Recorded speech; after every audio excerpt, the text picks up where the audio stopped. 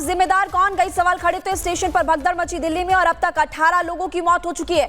मरने वालों में 3 बच्चे भी शामिल हैं और रेलवे ने मृतकों के परिजनों के लिए 10-10 लाख रुपए मुआवजे का ऐलान किया गया है। और आपको बता दें कि प्लेटफॉर्म बदलने के बाद से भगदड़ काफी ज्यादा मच गई थी। इस वक्त तमाम तस्वीरें आपको दिखा रहे हैं, जब भगदड़ मची उसके बाद की भी तस्वीरें आपको दिखा रहे हैं, क्या हालात वहां पर बने हुए थे। पहली तस्वीर में हम आपको दिखा रहे हैं कि भीड़ काफी ज्यादा नजर आ रही है। प्लेटफॉर्म नंबर 14 और 16 पर भीड़ एक साथ इकट्ठा हो गई। एलजी ने हाल भी जाना। भगदड़ के दौरान की तस्वीरें आपको दिखा रहे हैं, कई लोगों की मौत हुई है और अस्पताल में जो घायल उनका इलाज जारी है। मुआवजे का ऐलान भी किया गया है। गुनहगार कौन है, सबसे बड़ा सवाल है। कई सवाल यहां पर खड़े होते हैं क्योंकि इस वक्त बड़ी संख्या में जो लोग हैं वो घायल है, जिनका इलाज इस वक्त लगातार जारी है। बड़ी खबर आपको बता दें, दिल्ली में रेलवे अधिकारियों की जो बैठक चल रही थी वो बैठक खत्म हो चुकी है और ये मीटिंग जो है वो खत्म हुई है। अलग अलग विभागों के अधिकारी इसमें मौजूद रहे। डीआरएम से लेकर सीपीआरओ तक इस मीटिंग में मौजूद।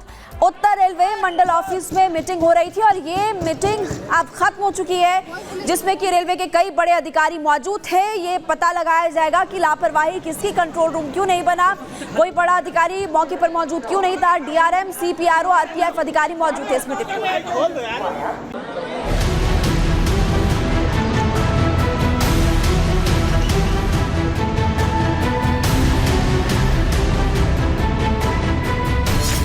तारीख 15 फरवरी 2025, जगह नई दिल्ली रेलवे स्टेशन, वक्त रात के 8 बजे से 8:30 बजे के बीच।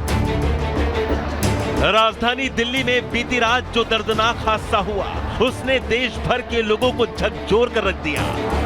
जब हजारों लोग अपनी मंजिल पर रवाना होने के लिए घरों से निकले थे, तब उन्हें ये जरा भी अंदाजा नहीं होगा कि रेल का सफर शुरू करने से पहले ही उनकी जिंदगी का सफर थम जाएगा।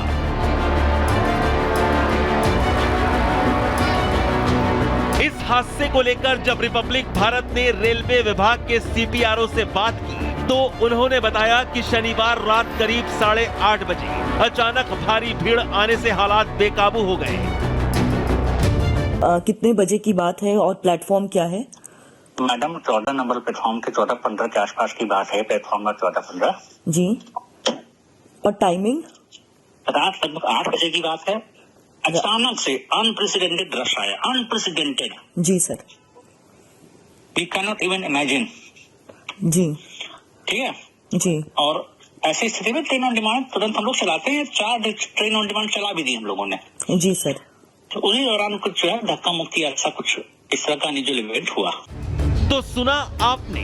आइए अब आपको ये भी बताते हैं कि नई दिल्ली रेलवे स्टेशन पर मची इस जानलेवा भगदड़ के पीछे वजह क्या है और कैसे हालात इतने बिगड़ गए कि लोगों को अपनी जान गंवानी पड़ी। दरअसल रात करीब 8:30 बजे प्लेटफॉर्म नंबर 14 पर प्रयागराज एक्सप्रेस खड़ी थी। वीकेंड के चलते हजारों लोग महाकुंभ जा रहे थे। भुवनेश्वर राजधानी और स्वतंत्रता सेनानी एक्सप्रेस देर से चल रही थी। इन दोनों ट्रेनों को प्लेटफॉर्म नंबर 12 और 13 से रवाना होना था। तभी अनाउंसमेंट हुआ कि 12 नंबर की ट्रेन 16 नंबर से जाएगी, जिसके बाद 12 नंबर से लोग 16 नंबर प्लेटफॉर्म की ओर भागे। लेकिन 14 नंबर प्लेटफॉर्म पर भीड़ के चलते भगदड़ मच गई। नई दिल्ली रेलवे स्टेशन पर भगदड़ के बाद जो तस्वीरें सामने आई उसे देखकर इस बात का बखूबी अंदाजा लगाया जा सकता है कि उस समय मंजर कितना खौफनाक होगा। दरअसल हादसे से पहले नई दिल्ली रेलवे स्टेशन पर हर घंटे 1500 जनरल टिकट बेचे गए, जिसके चलते स्टेशन पर भीड़ बढ़ती गई और सिचुएशन आउट ऑफ कंट्रोल हो गई। हालांकि अब भले ही रेलवे ने हाई लेवल जांच के आदेश दे दिए हों और रिपोर्ट के आधार पर कार्रवाई का आश्वासन दे रहा हो, लेकिन सवाल है कि जब इस बात का अनुमान था कि वीकेंड पर लोगों की संख्या बढ़ सकती है, तो रेलवे स्टेशन पर पहले से इसे लेकर इंतजाम क्यों नहीं किए गए? और क्या सिर्फ जांच और कार्रवाई से मौत के गाल में समाये लोगों को इंसाफ मिल जाएगा? Bureau report, Republic Bharat. लेकिन इस घटना के बाद जो सवाल खड़े हो रहे हैं वो सवाल देखिए काफी अहम है, जिसके जवाब इस समय रेलवे तलाश रहा है, पूरा देश अब पूछ रहा है। बेकाबू भीड़, रेल मंत्रालय ने आखिर हादसे को अफवाह क्यों बताया? पहला सवाल ये, क्योंकि पहले पूरी घटना को अफवाह करार दिया जा रहा था। आखिर रेल मंत्री हादसे पर अभी तक चुप क्यों है? रेल मंत्री का कोई भी बयान अभी तक नई दिल्ली के हादसे को लेकर सामने नहीं आया। भगदड़ के निशान हटाने की जल्दबाजी क्यों की गई? जूते चप्पल क्यों हटाए गए? झाड़ू वहां पर क्यों लगाया गया? सीढ़ियों को क्यों धुला गया? क्या रेलवे प्रशासन हादसे के सबूत मिटाना चाहता था ताकि देश को ना पता चले क्या हुआ है नई दिल्ली में?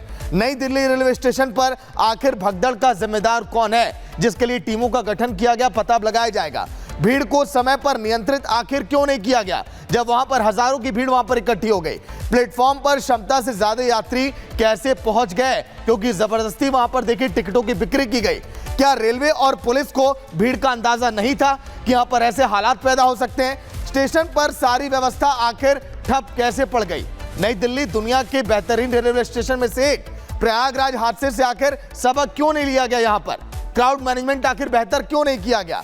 ये वो तमाम सवाल जो इस समय पूरा देश ही जानना चाहता है और रिपब्लिक भारत भी इस समय पूछता हुआ दिखाई दे रहा है। अब आपको सुनाते हैं कि आखिर स्टेशन पर मौजूद कूली ने क्या कुछ कहा जब हमारे सहयोगी ने उनसे बातचीत की। सुनिए आप। क्या नाम है आपका? अजीत है, सावर राजस्थान से। अच्छा, आप यहाँ कुली का काम करते हैं? कुली के काम करते हैं। क्या देखा आपने, क्या हुआ था? शाम को 12 नंबर वाली गाड़ी 16 पे बोल दी। पहले ही बहुत भीड़ थी हजारों में। जब उल्टी सुल्टी पब्लिक हुई है तो नीचे दब गए, कई लोग दब गए। उनका आंकड़ा सही अभी मालूम नहीं चला है।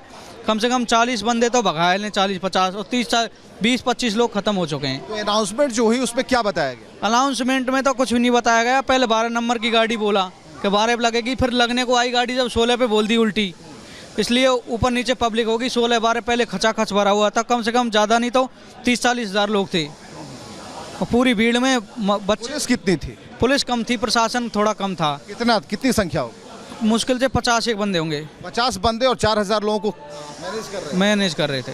हाँ जी। तो फिर आप लोग कहाँ थे? आप थी व्यवस्था यहीं थी। हमने पूरा पुल जाम कर दिया। कुली भाई ने, कोई कुली भाई 1000 थे यहाँ पे।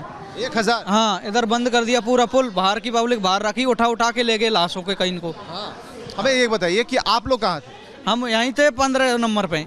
आप लोगों को क्या प्रशासन की तरफ से ये और चीज कहा जा रहा है? भी हमको बोला कि यहाँ पब्लिक को रोको। अच्छा, प्रशासन। हाँ, वहाँ।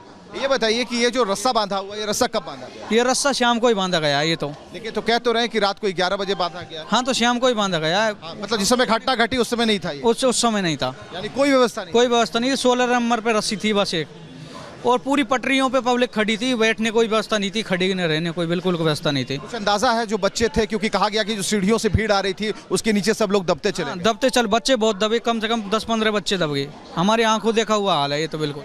तो यहाँ पर आप देख पा रहे हैं कि जो लोग हैं, आज खासकर जो कुली हैं, जो लोगों का सामान उठाते हैं, इनकी संख्या तकरीबन 1000 के करीब थी।